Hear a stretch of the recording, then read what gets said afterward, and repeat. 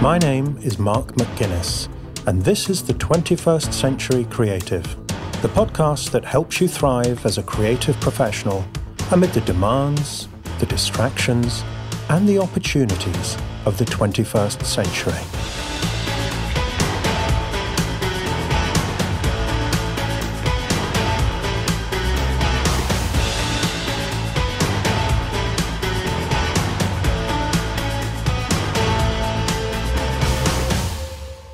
Welcome to episode 6 of season 5 of the 21st Century Creative. If you're the kind of creator who loves making your work, but hates the very idea of marketing it, then I recommend you listen to today's interview with Naomi Dunford. Even if you're fairly experienced at putting your work out into the world to grow your business or move your career forward, I think you'll get plenty of insight from listening to what Naomi has to say about marketing for creatives. Many of you will already know Naomi as a contrarian marketing guru who has been, in her own words, helping weirdos sell things on the internet for many years. In fact, I've had quite a few listeners email me to ask if I can get Naomi on the show, so I'm delighted to bow to popular pressure today.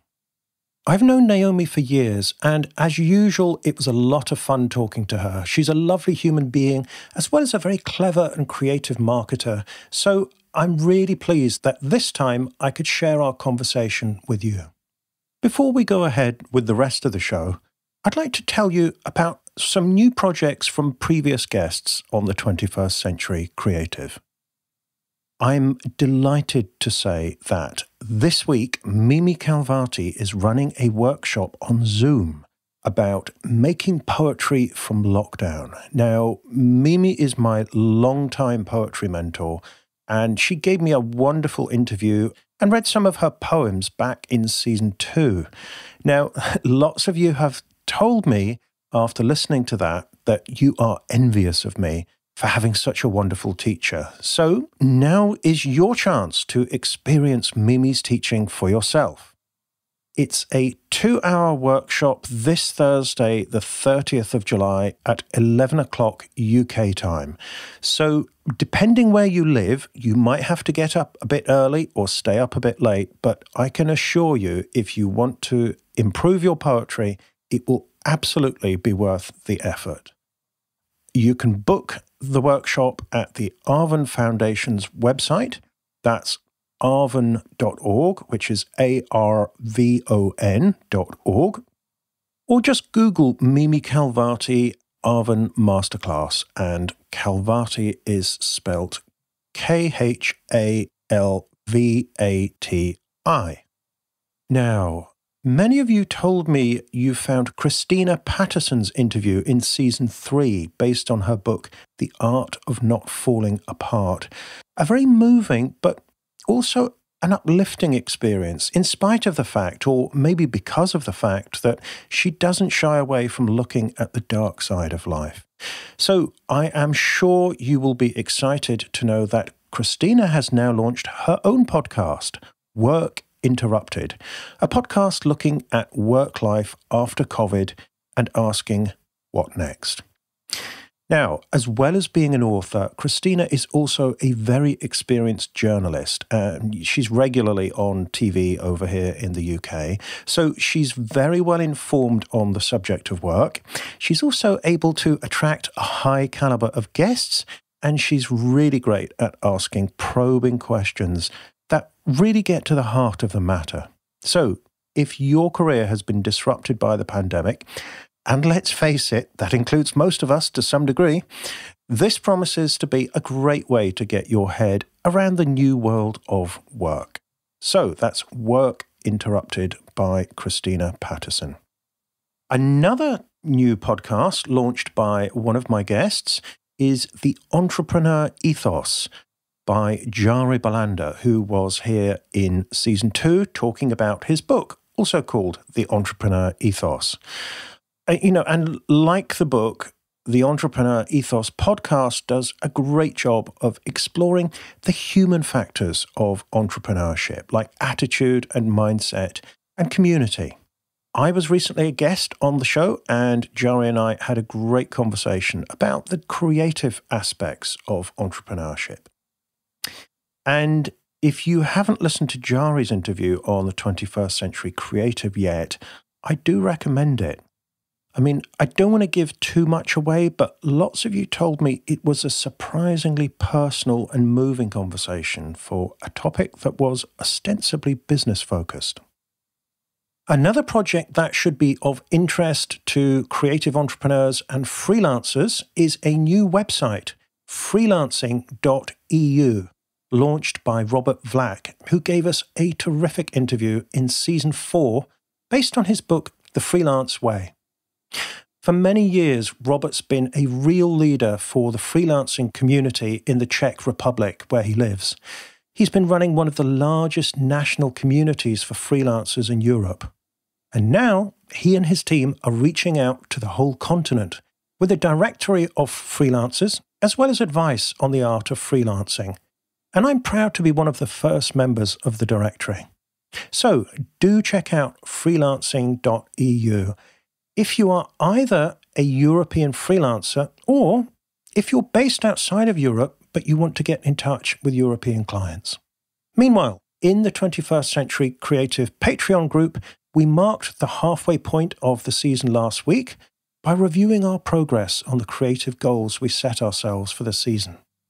So, if you'd like to join us and use the group to focus your creative efforts for the next few weeks, and if you'd like to get my help by asking questions for the next Q&A video I'm making for members, you'll find us at patreon.com/the21stcenturycreative. Coming up next, before we get to the interview with Naomi, I want to share some thoughts about an unexpected source of creative freedom.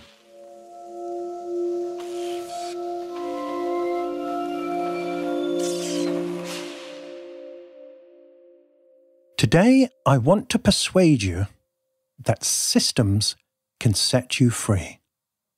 Now, I know you might not associate systems with freedom, but bear with me a little while I explain. This morning, I'm recording this message for you. So, right this moment, the only thing I'm thinking about in the world is you, and what I can say that will be most helpful to you. But how is this possible? Don't I have other responsibilities? Don't I have children to take care of and clients to serve? Aren't there emails in my inbox waiting to be answered? The answer is yes to all of this and more. And yet, right at this moment, I'm free to focus on you and only you. And the reason for that is that these 3 moments I'm spending with you are embedded in systems that are taking care of all of those responsibilities. Because I have systems I trust, I can be present with you right now. Some of the systems were created without me, so I don't have to do anything about them. At the moment, the power company's systems are taking care of the electricity that's powering the equipment I'm using for this recording. Other systems in my life are the ones I've created and agreed with other people. For instance, all my clients know how they can reach me when they really need me. They know I'll reply to their emails within 1 working day, and if it's urgent, they have my cell phone number so they can call me. So I don't need to worry that they might be anxiously waiting for help.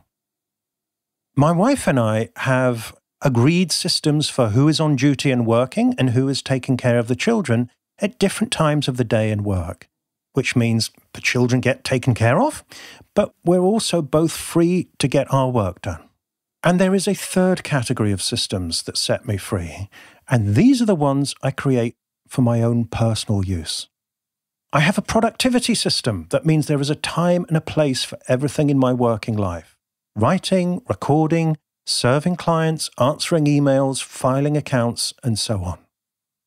I have a production system for this podcast that means I know how to record, edit, and produce every episode of every season.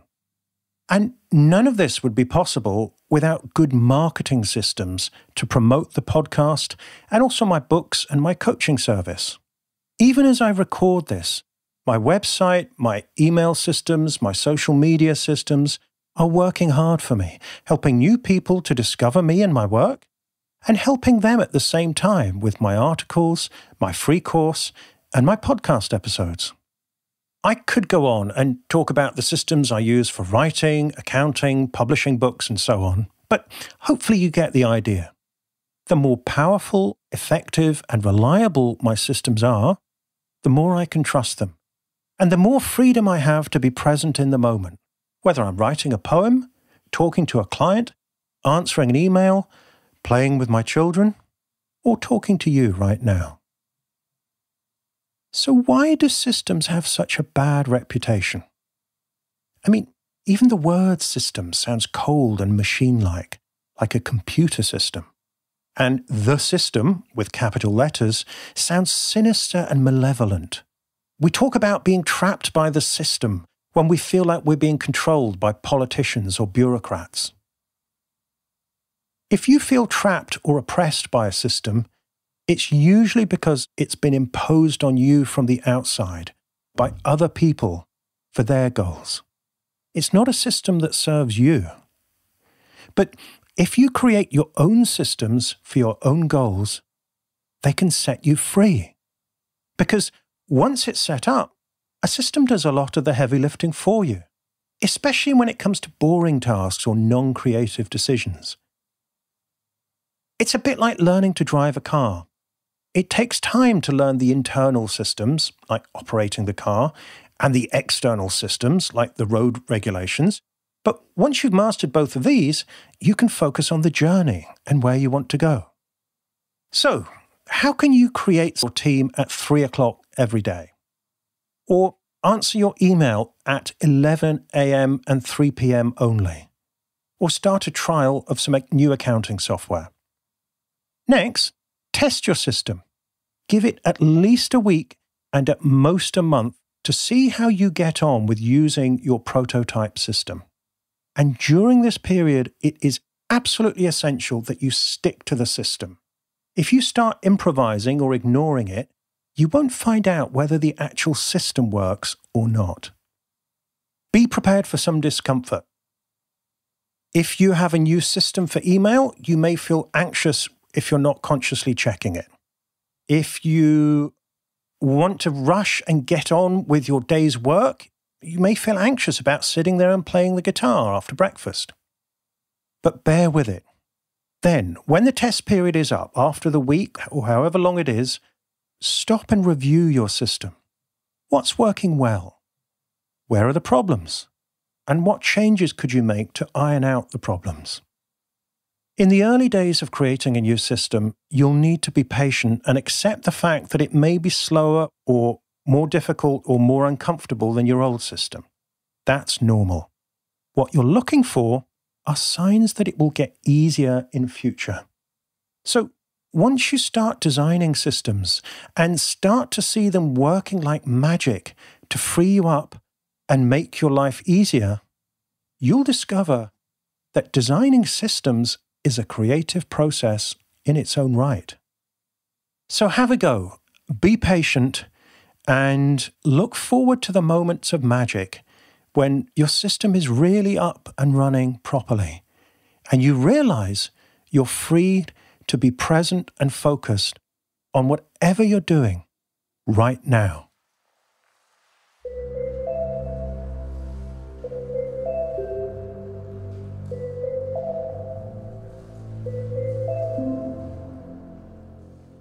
Have you ever listened to me talking on this podcast and thought, that's all very well, Mark. How does it apply to my situation? Or is there a burning question that you really wish I would answer on the show because it affects you and your work in an important way? Or have you ever found yourself facing a challenge or setting yourself a big, ambitious goal and thought it might be nice to get my perspective on your situation? Well, now's your chance.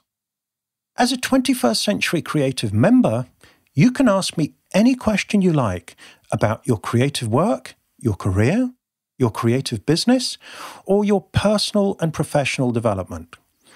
I'll answer the questions in the members area in a series of Q&A videos to accompany each season of the podcast. You'll also get goal setting and accountability videos, as well as insights and tips that don't appear on the podcast, plus the chance to interact with other 21st century creatives. And to make the membership as accessible as possible, especially bearing in mind the pandemic situation, it's currently pay what you want, with a suggested payment of just $1 per episode, meaning you get all the exclusive members' videos and other benefits for only $10 a season. To learn more about 21st Century Creative membership, go to patreon.com/the21st Century Creative. That's patreon.com/the21st Century Creative.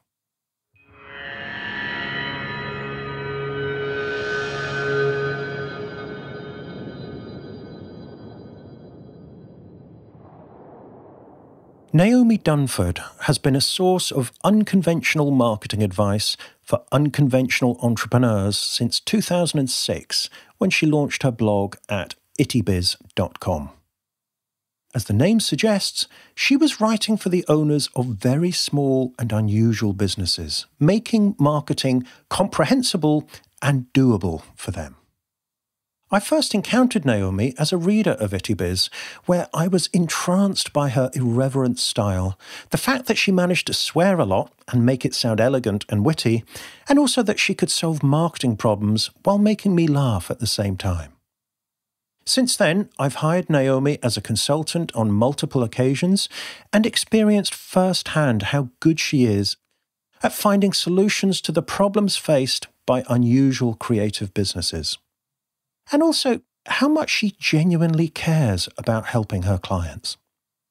I've also drunk cocktails and eaten Chinese food with Naomi in London, and can confirm she is just as good company in real life as online. Naomi has been on my wish list as a guest for the 21st Century Creative for quite a while, and I've also had listeners emailing me to ask her if I can get her on the show, because they tell me she'd be perfect for it. Now, of course, my listeners have excellent taste, so by popular request, I am delighted to welcome her to the show today. In this conversation, Naomi tells us how she got started as a writer and marketer, and how she repurposed some of the timeless principles of classic marketing for the digital age. And if you're the kind of creative who thinks you're no good at marketing, and/or that marketing is the spawn of the devil and has nothing to do with your creativity, Naomi has some surprising and empowering things to say to you. She also talks about content marketing overload with a tsunami of content we've been experiencing for the past few years. So, if you're worried that it might be too late to start attracting an audience and too hard to cut through the clutter online, then you'll be pleased to know she has a very interesting and hopeful viewpoint on this. And if you're further down the line with your business and your online presence, and maybe feeling a little jaded and weary, Naomi has plenty to say that should help you reignite the spark of enthusiasm for your work. As she says in the interview, Naomi has recently retired from running IttyBiz, which is now in the capable hands of Chris Feraldo. So we are extra lucky that I managed to coax Naomi out of retirement to talk to us. If you want to follow Naomi's further adventures, she has recently launched a new blog at xxnaomi.com, and that's Naomi, Naomi. So, if you would like to take a more creative approach to marketing your business, or if you would like to get your creative work out there into the world in a bigger way, I recommend you pour yourself a beverage appropriate to the time of day and listen to Naomi Dunford talk about marketing for creatives.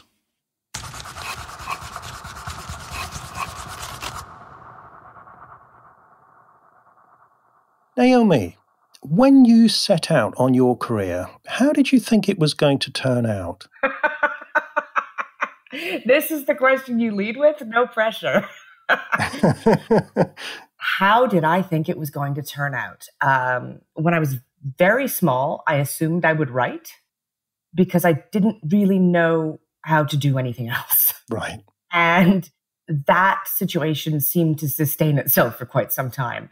And eventually, I figured out how to do a few other things, but I couldn't really find a way to make money at any of them. Mm-hmm.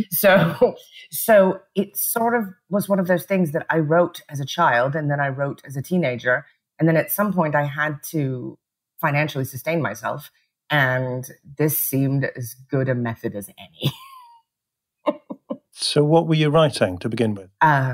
Well, I started out freelance writing on the internet in this beautiful half an hour long heyday where you could write absolute garbage and get paid decently for it. Not quite handsomely, but if you did enough of it, Mm-hmm. it moved into handsome. So I started out with freelance writing, and it nearly killed me, as it does with anybody who writes freelance for very little money. And eventually I started writing for my own blog, and the rest is history a bit. I started writing blog posts and that sort of thing back when nobody really had a clue what they were doing, and nobody had like how to write content to get eyeballs. And I just sort of winged it. Is winged or is it wung? I don't know. And that's how we got to here. Could be either. Wung. Wung. I wung it.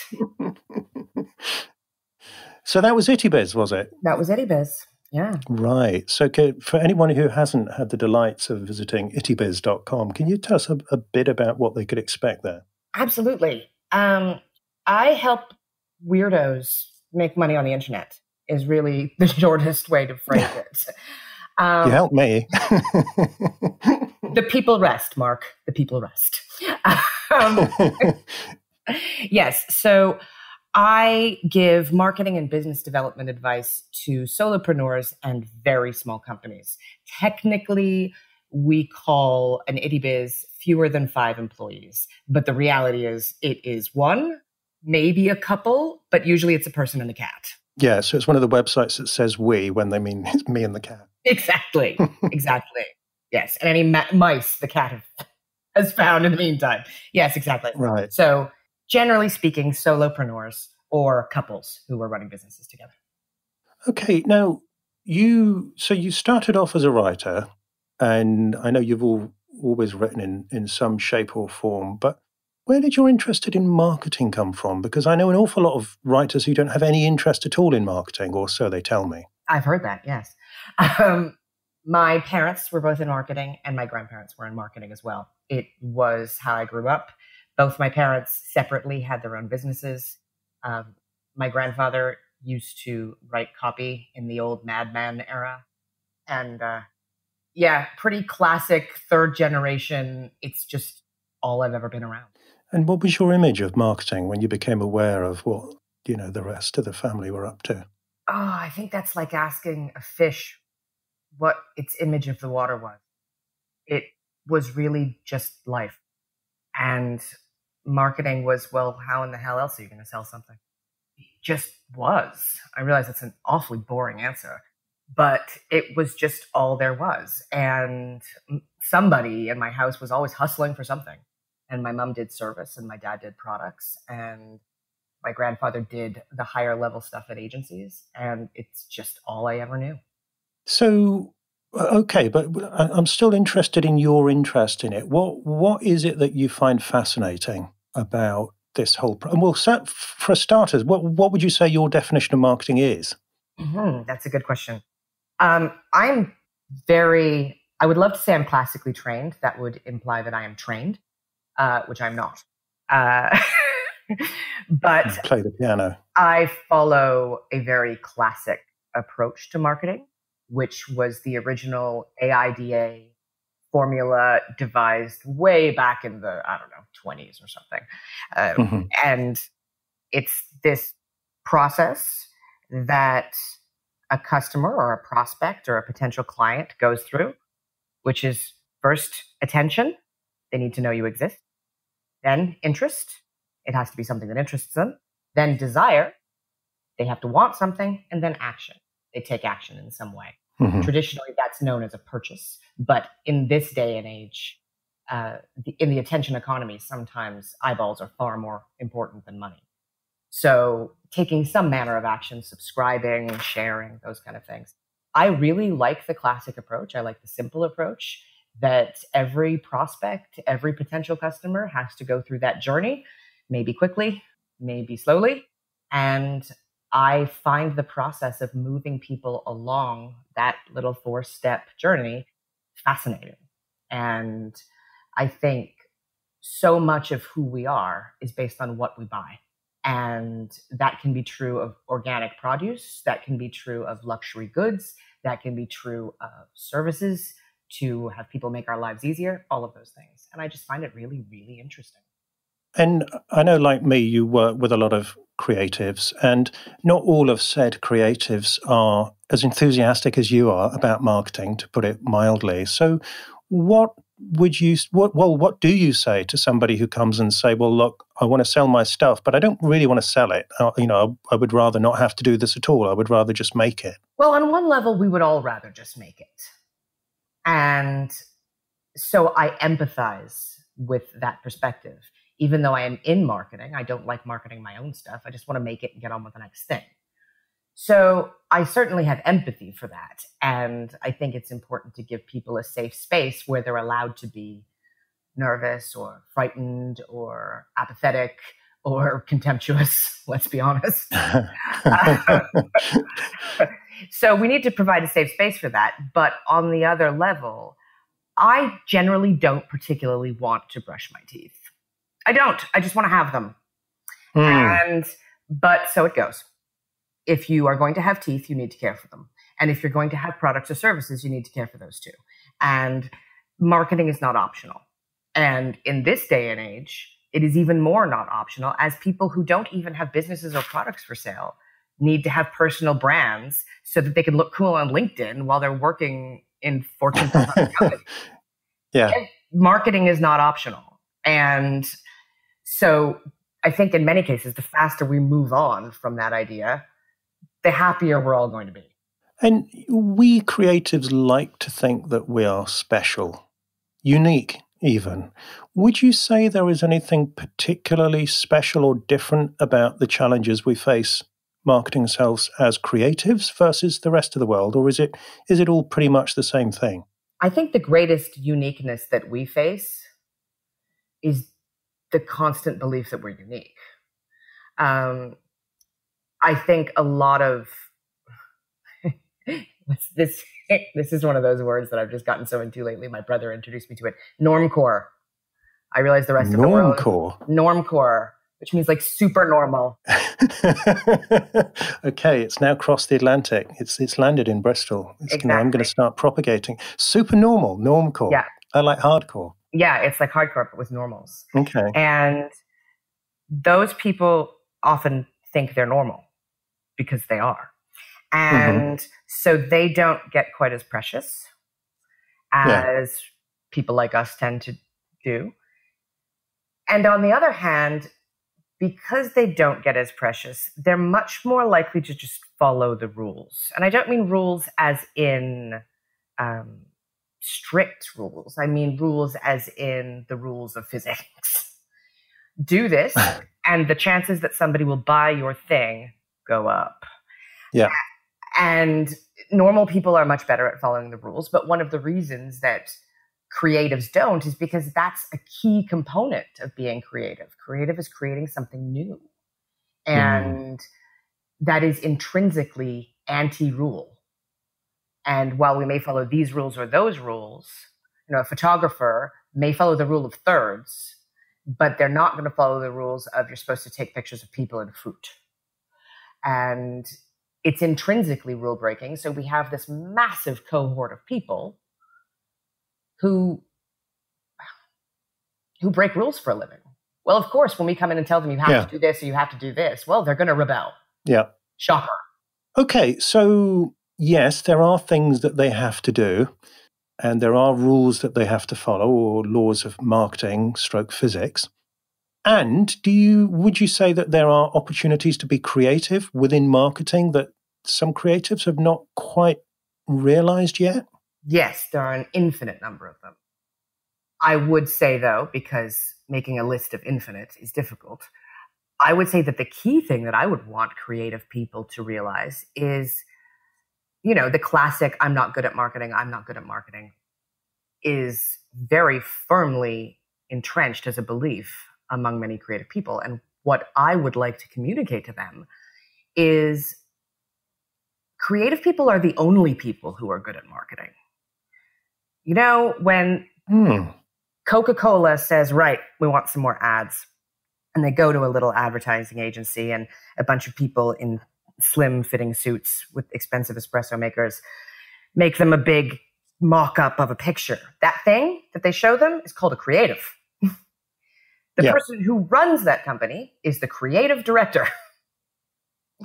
And marketing, advertising, all of these things, it's only creativity. And so what I would love to communicate is by being a creative, that is a necessary condition for marketing. It is not a sufficient condition for marketing in that it's not the only thing you need to be, but we believe it's a liability when not only is it an asset, it's a requirement. Okay, then. So, what else do I need? If I'm a creative, say, okay, great, I'm creative, therefore I can do with marketing. What am I still missing? What do I need to combine with my natural curiosity and creativity and instinct for breaking the rules? You need to replace any disempowering narratives and stories that you have with positive ones. One of the biggest, I suppose, pitfalls that befall us is, there's this really classic Dilbert comic in which some normcore character, it's going to be word of the day now, isn't it? Right? Yeah. Is going into the marketing department, and it's like a 24/7 party, and there's like a disco ball and unicorns and velvet couches and music is everywhere, and there's this constant amazing party, right? And on the other side, we believe in what the good Mr. Adams said when he says marketers are the first up against the wall when the revolution comes. And so deep down, we have this conflict of marketing is fun and lucrative and money falls from the sky. Marketing is worthy of execution. Yeah. And with that conflict comes, conflict. And in states of conflict where we don't know what we believe, we then therefore have no belief system to sit under our actions and create an infrastructure for them. And so we generally do nothing. And so the biggest piece of advice I can give to creative people who are squeamish about marketing or are perhaps not confident in their abilities is you have to do it. And like anything, whatever your art is, I'm guessing it took you a while to get good at it. Well, the same is true for marketing. Yeah, nobody's first emails to their newsletter list are good. Most of our still newsletters to our list aren't good. Like my Instagram literally says, mostly just cats giving business advice. They're stock photography cats with little blurbs. I'm going to tell you, Mark, some of them aren't great. It's fine. You just have to do it and build the skill. But to build the skill, you need a belief system that supports that skill. And I live and breathe marketing. I do it every day, not just weekdays. I'm like the Bletchley Park of itty biz owners. I'm always kind of on. Right. I live it and I breathe it, and I have people from all over the world that I'm talking to on Saturdays and Sundays. It's my whole life. And I live and I breathe this, and I'm still not that great at it when I'm not that great at it. So you just have to keep going. Yes, well, I think I can certainly relate to that artistically. Because it's easy to get discouraged. I mean, I could look at the bookshelf behind me with all the great poets up there and either take inspiration or intimidation down from the shelf. And yet I keep doing it because I love doing it and I see the value in it. Yeah. And so I guess it's the same with marketing. Maybe it's more like teeth cleaning. We love the result rather than the doing. But I don't know. What about this whole idea of content marketing, Naomi, as as a way of doing marketing that is actually enjoyable and maybe even creative? Yeah, it's a fad. Nobody listens to podcasts. Right, sorry. Right. And for anyone who didn't get the introduction, I've known Naomi at least 10 years. And so the fad's been going a little while. Yeah. Maybe it might stick around, perhaps. Right.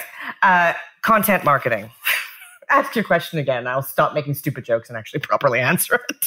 Well, this is very often part of my comeback to people who say I'd rather be creating than marketing. I say, well, I like doing creative marketing. I like creating stuff that's known as content, but I tend to think of it as media or just an extension of my work, like this podcast. Is technically it's marketing, but actually I really enjoy making it because it satisfies my curiosity. I get to interview interesting people like you and share the results with my listeners. So, and yet this is one of the ways that people hear about me and get to know me, and that helps my business. So I think it'd be great for people to hear your take on content marketing and creativity and how the two fit together.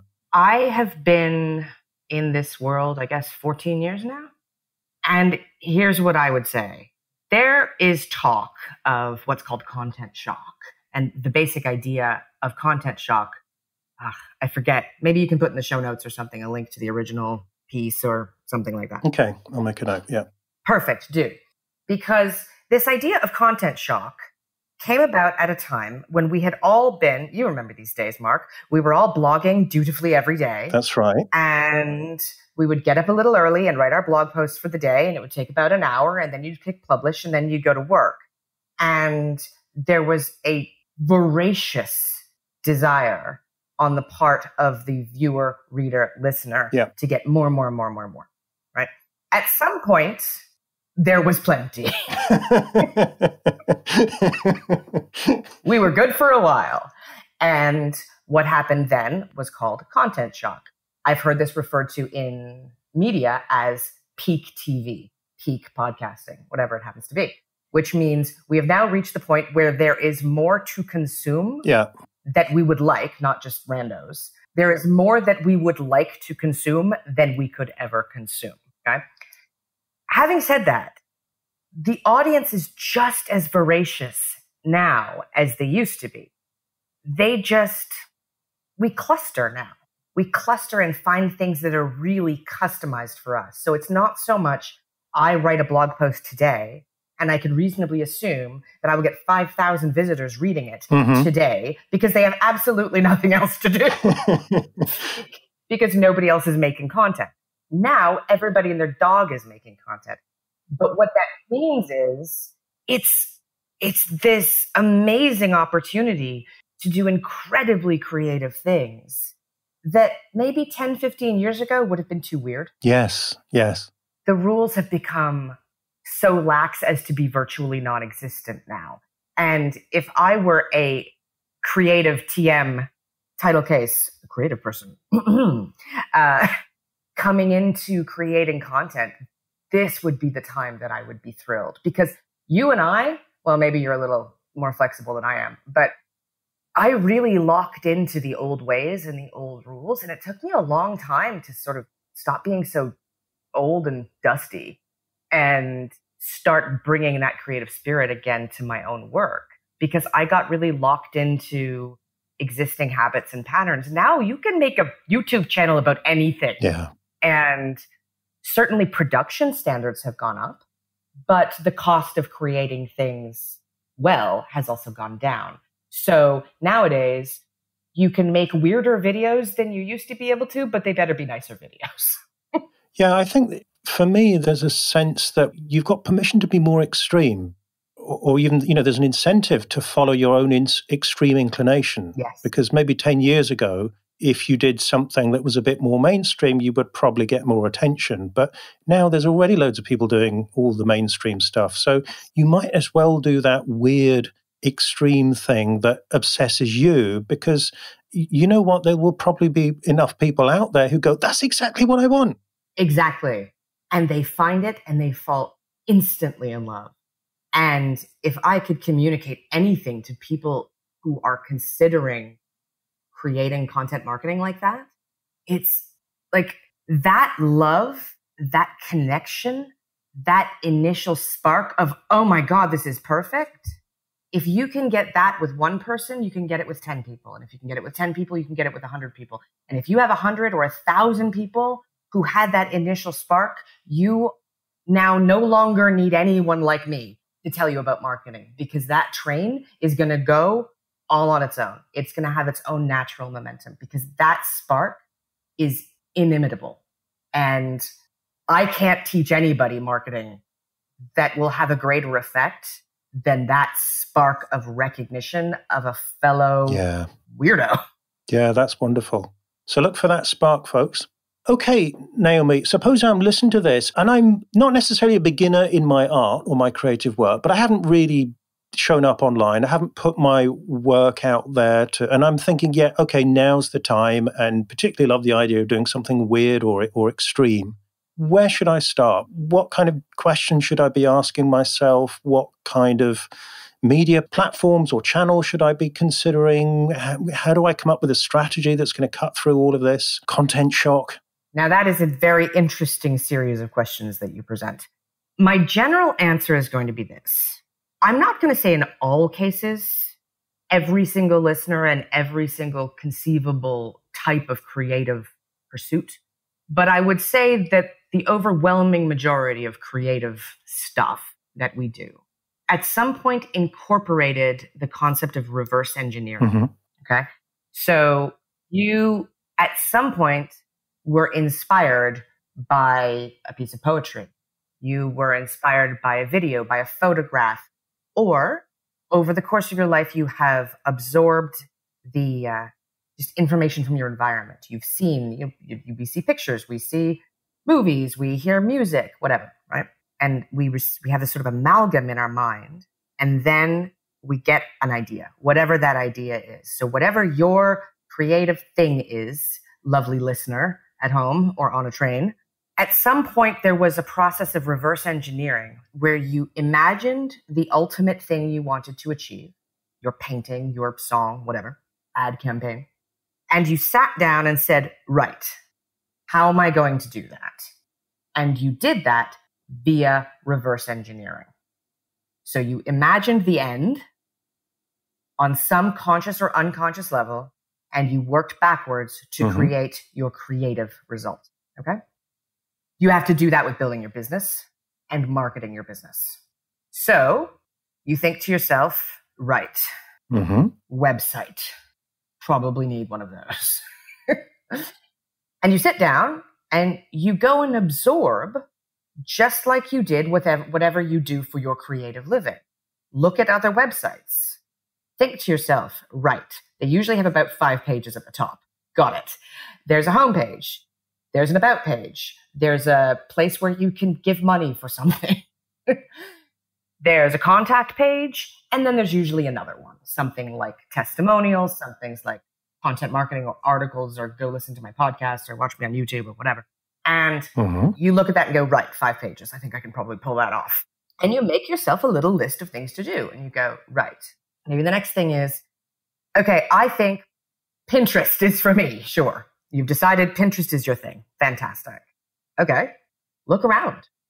Use those sensors that you use to perceive the world kind of at work in creative capacities in this area that this sort of special, hallowed, glowing, lovely area of creativity, and use those same sensors to look around and go, right, what should I do? And whatever it is easily reverse engineerable. Just like if you're going to say, I'm going to make a meal and it's going to have these 3 components. I've never cooked anything in this meal before in my life. So look it up and just make your little steps and do them. And take away that, like we said earlier, the disempowering narrative. It's hard, it's overwhelming, it's scary, it's difficult, I don't know how to choose. And just do it step by step.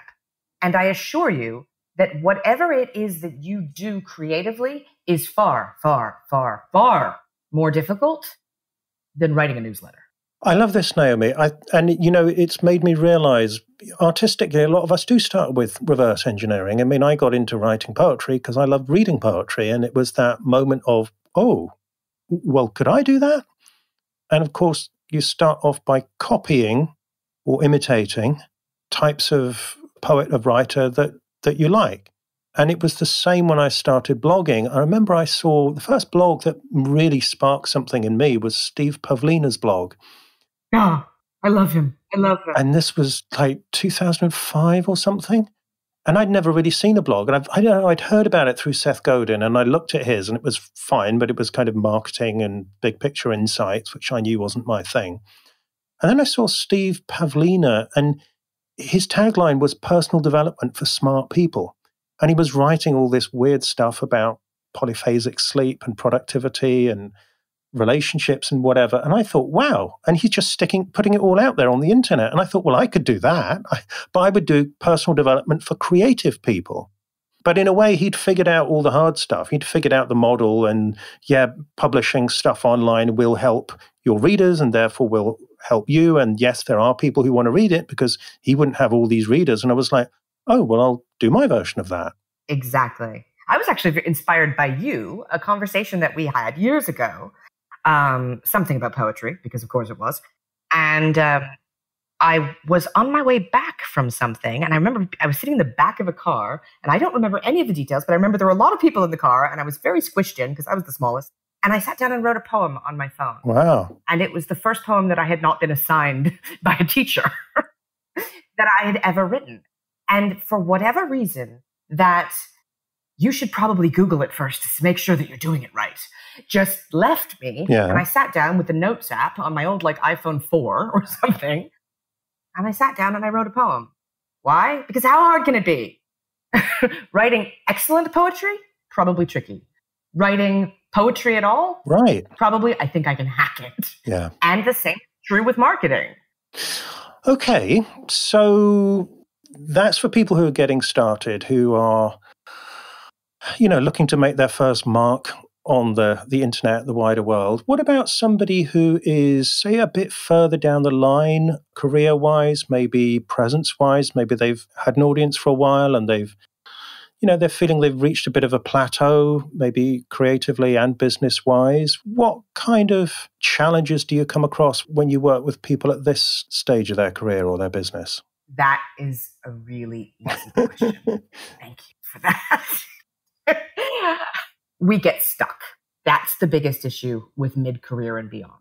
We get stuck. Whatever era that we came of age in, came of marketing age, as it were, or business development or career and exposure, whatever era we came of age in, and whatever it was that we did when we came of age, we lock in to those strategies and tactics.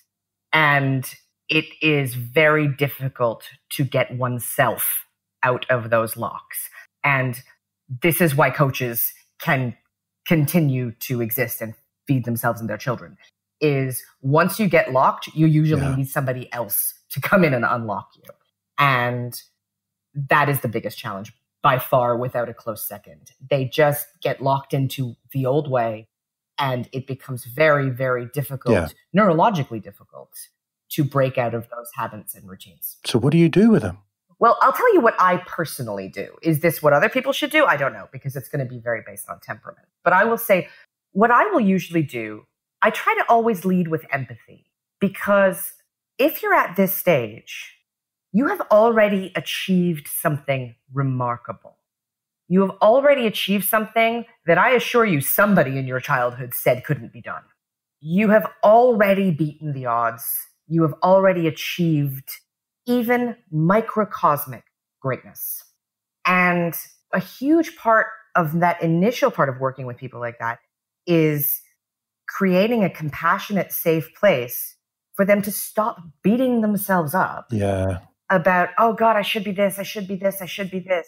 Maybe take a moment to see what you've accomplished. And logically, of course, you're going to be locked into that. If it works, we do it again.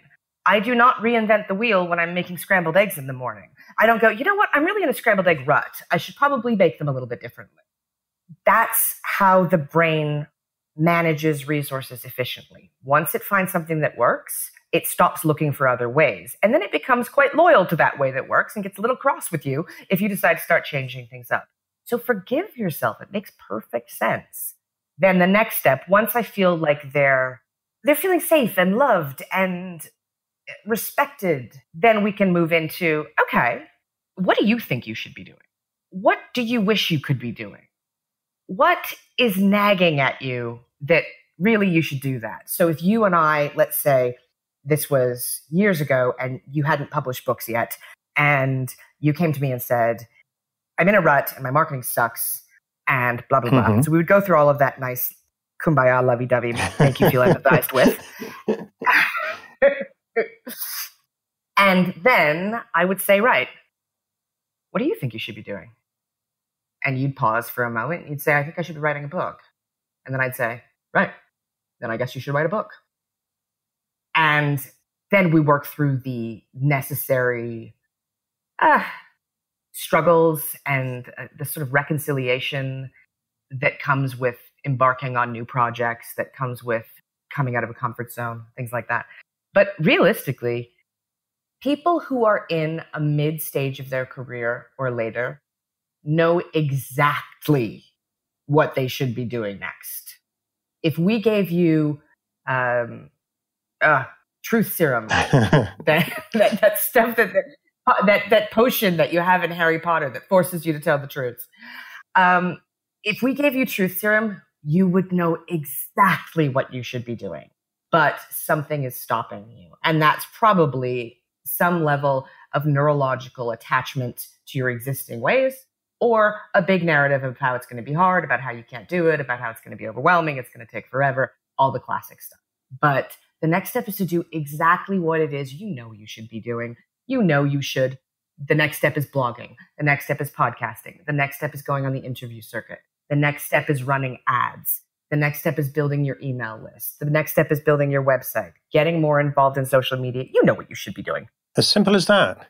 And, you know, folks, it sounds simple when Naomi describes it like that, but it really isn't. And it's really, it's kind of the thing that's simple and obvious when it's someone else, but when it's you, it's so hard to see. It's like Chip and Dan Heath say, it's really hard to read the label when you're in the bottle. Oh, that's beautiful. That's beautiful. And that's where someone like Naomi can really help. And I can certainly testify to the way she does that. Okay, so Naomi, let's take a step back. So, you know, you have got a real range of marketing knowledge and history here. I mean, you've come from a family that's really steeped in the classical marketing traditions. You've lived through the Wild West period of the internet. You're seen, you know, what happens with the tsunami of content, overwhelm, the rise of social media and what that turned into. What would you say are the things that still keep working? You know, is there anything that you could point to and say, well, you know, that's evergreen? Whatever era of marketing you're in, you need to be doing that. You need to focus on that. People, individual humans that either you know and they know you, or just they know you.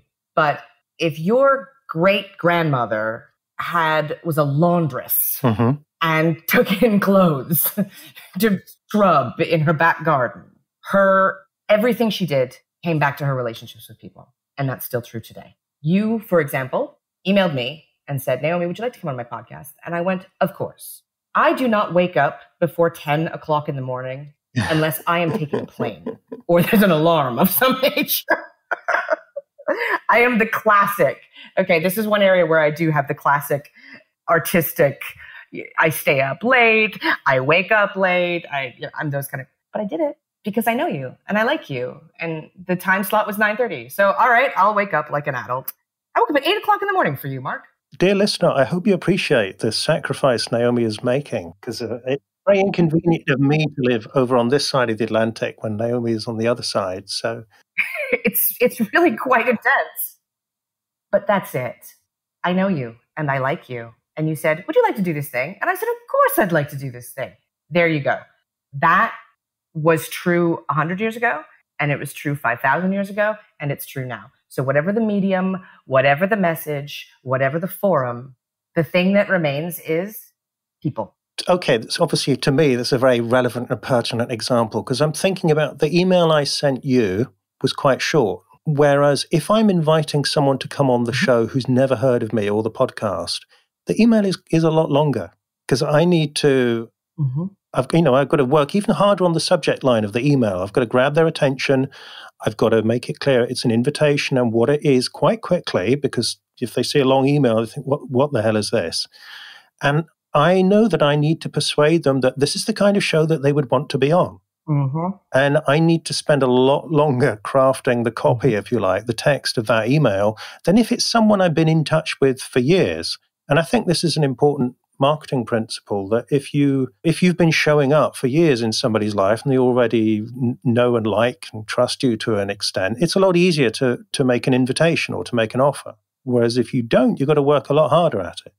Exactly. You're actually on a list of people that when I hired a new assistant, I gave them a list and I said, if anybody on this list gets in touch, make sure it goes directly to me. And that's because I know you. And so you already have my attention and my interest. Now you came to me and told me, I have a podcast. Do you want to be on it? And that created instant desire and subsequent action. There you go. Marketing in a nutshell. It's a whole lot easier when we've drank 3 bottles of wine together in Chinatown in London. Yeah. Well, you should, maybe we should do a members only version of the show for that. Oh, I always had this dream of doing a podcast called The Second Glass of Wine, where I drink a glass of wine and then I pour another one and turn on the mic and talk to somebody else who's done the same thing. And we just that like inhibitions just slightly lowered. That's what I always thought. I thought second glass of wine. That's what I was going to call it. Okay, I think it is time, Naomi, for your creative challenge for the listener. So if you are listening to this and you're new to the show, this is the part of the show where I invite my guest to set you, dear listener, a creative challenge. So this is something that you can do or begin doing within 7 days of listening to this conversation, and something that will stretch you creatively and probably as a person and likely professionally and business-wise as well. So, Naomi, what is your creative challenge? May I just say, this is such a cool idea. Way to go, Mark. I loved this idea. Such a cool thing. I mean, your idea of having a creative challenge, not my creative challenge. No, yours would be cool, I'm sure. My goodness, I love my idea. Okay. It has been said that we are exposed to give or take 10,000 marketing messages a day. Now, depending on who you ask, that number can be stated to be much higher. But let's go with the conservative 10,000. What I would like you to do, especially if you have any nervousness, squeamishness, blocks, disempowering narratives, stories in your mind about marketing being difficult, or marketing not being creative. What I would like you to do is in the next 7 days, of the 70,000 odd marketing messages that you will be exposed to, I would like you to find and note 25 of them that you saw to be particularly creative. These are fun subject lines that you got, and ideally we're looking for things that are marketing or advertising. Something is for sale. So you're on a mailing list for a shop you go to, and you get a fun subject line that makes you kind of giggle or curious or excited, something like that. This is Wendy's. I don't know if they do this anymore, but Wendy's on Twitter used to do these roasts where people would sort of submit themselves to have Wendy's mock them on Twitter. This could be interesting copy that you see, ads in person, on the tube, in a magazine, whatever it happens to be, sales pages that you see for products like internet marketing kind of products, those things, neat offers, something other than the standard buy one, get one half off. If you hear something creatively approached, anything like that. So I'd like you to find and make note of 25 creative uses of marketing. Now, I want to just say one more thing. We in the marketing world will often advise people to create what's called a swipe file. And a swipe file is basically legalized theft, where you find cool things in the world, like a cool subject line or a cool headline, and you put them in what we call a swipe file, where you put all these cool headlines or all these cool subject lines that you might want to adapt for your own purposes at some point in the future, just for inspiration. This isn't that. You don't have to be about to use them. Don't turn this into school. Don't make it any harder than it has to be. Just note the things that you thought were particularly creative so that you can start reconditioning your brain to know that creativity and marketing live in the same house. It's not this different other thing. So that's my challenge. I love this. It's like we're all wearing your glasses for the week. Yes. And we see the world the way you see it. It's like, because one thing I know that you notice cool marketing, creative, delightful marketing stuff around us that maybe the rest of us don't pay quite so much attention to. Exactly. We think that we don't see it, but we do, because that thing that made you buy the thing, it was sufficiently compelling that you did notice it. You did register it. You just didn't file it under creative marketing. You probably filed it under thing I want to buy. Yeah. And so if you can start, like website tags, you know how it would say, like there'll be a little tag instead of a category that says this is something? Start creating tags in your mind for creative marketing. So as you see things, you can go, that was creative. That was creative. That was creative. And then you can start realizing in your bones intuitively that marketing is a creative profession. Brilliant. Love it. So, Naomi, as always, it's been a lot of fun to talk to you, and I've learned a lot. We haven't drunk quite as much wine as usual, but maybe we'll do that next time. Yes, well, next time don't have me get up at 9:30. Yeah, that really would be unforgivable. And you've got to drink wine at 9:30 in the morning. That wouldn't be good. I'll survive.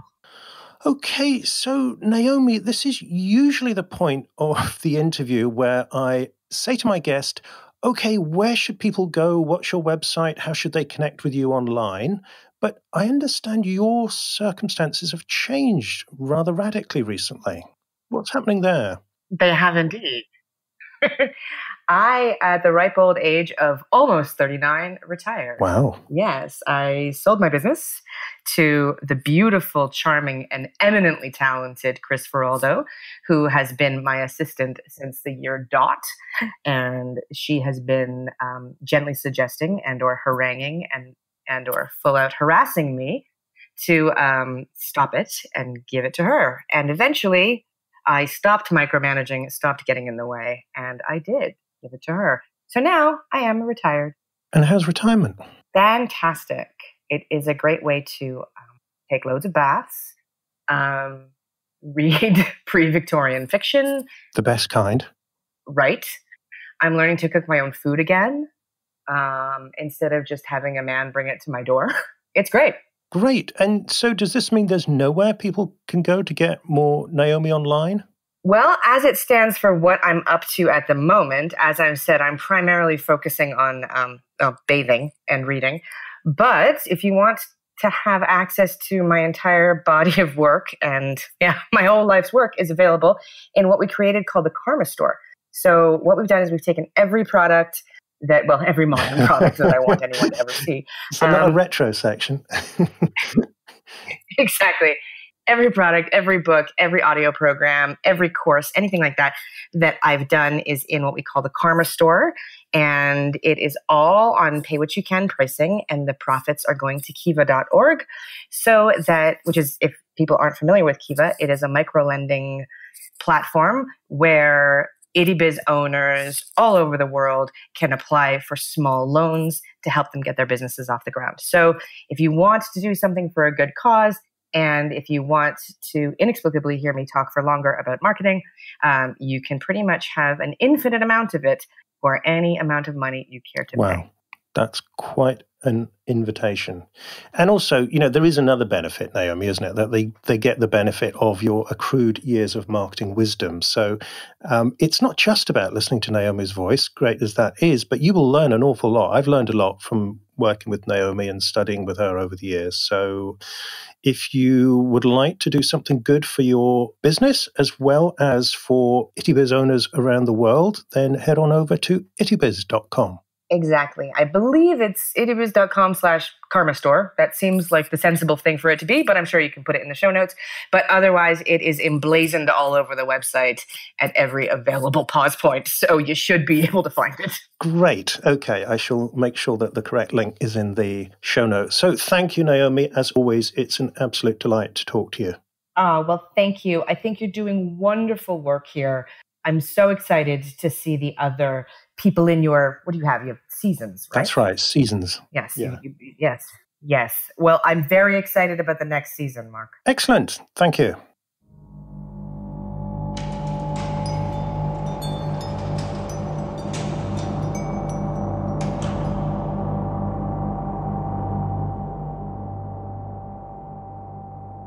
You have been listening to the 21st Century Creative, hosted by Mark McGuinness.